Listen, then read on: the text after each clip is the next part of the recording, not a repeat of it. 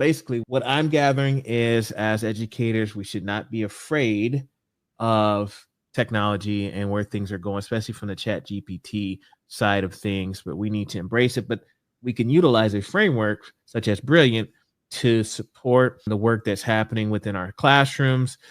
Would this be something that we could utilize for maybe a test or exams, or is it maybe you would recommend it from maybe just a homework assignment? I mean, what are your thoughts on that? Yeah, I think you could use it 3 ways. First is when you are lesson planning to ask yourself about your own relationship with technology, right? Like you've got to figure out what is your relationship and what's the conversation you're comfortable having. The second is we all want to, when I got into teaching, I dreamed of my classroom being a place of dialogue, disagreement, conversation, and I wasn't always good at it. But on the days I was good at it, I was asking questions like these. I was asked, but they were about books. But I was asking questions about, do you agree or disagree with the character? Do you want to have a dialogue with me about what I think about this? Generationally, how does it show up for me? These types of questions can be used to foster dialogue in your classroom. I'd use these questions with my child. And then the third thing is what you named. I would say not just tests, but assessments, ways of seeing how kids are thinking and really pulling in multiple vantage points for them to be able to assess, what do I actually think? What's my opinion? And I think sometimes we don't trust our kids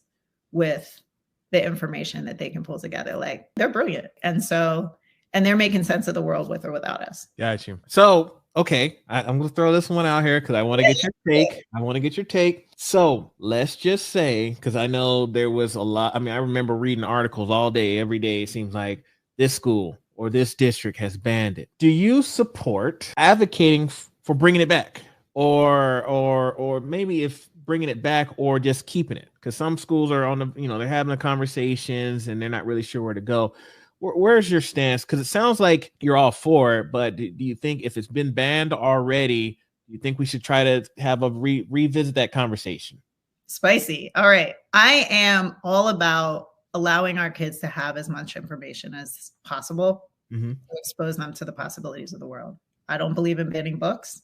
I don't believe in banning our kids from opportunities to see themselves in the world. What I do think we need to do, if we bring it back, is be ready for it. Why did you ban it in the first place? What were you frustrated by? And how can we actually create systems to have conversations with kids about, here's why you don't copy other people's work? Because that's the real root. That's the issue that we're trying to solve. And instead of shutting the door on it, I don't know, when my parents told me I couldn't do something, I was like, great, I will be sneaking out of this window at midnight. Banning isn't helping anybody. It's here. How do we make sure that we take the responsibility of the generation of leaders that we are to pass to the next generation of, here's how you make a sound call in your life. So I am about making sure our kids get exposure to as many possibilities as we can give them so that they can choice make. And a lot of people will say our kids can't choice make. And I would say they absolutely can. Like I never underestimate the power of a good child brain. I wonder if we'll get to a place where APA and MLA will be ChatGPT, like that will be part of what because I'm thinking even at the higher ed level or just doing a research paper and I utilize ChatGPT and I can cite, I got this paragraph or I got this quote from ChatGPT, and if that's going to be a conversation down the road, I wonder if it'll be a thing. I'm for it. As long as you cite your sources, I'm all about that life. So we'll see. We'll see. We will see. I mean, I thought when people said technology will one day take people's jobs, I picture industry, robots. Yeah.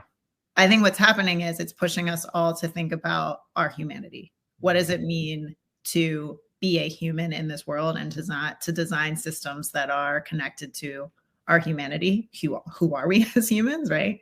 Like, I think there's all sorts of questions that are surfacing now as we look at the capabilities of ChatGPT. And they are like, I made my own GPT yesterday to talk like me, to be like, just to see. I was like, what can it do? And I was like, this is pretty dang close. Yeah. It sounded like you? Yeah. I was like, it said y'all. I was like, what? It's scary. That's scary. I remember people were making Drake rap verses. I'm going to try that actually. And you could do like a mind meld. You could be like, make it sound like me and Drake. Yeah. Wow. This is, like you said, it's here to stay. It's not going anywhere.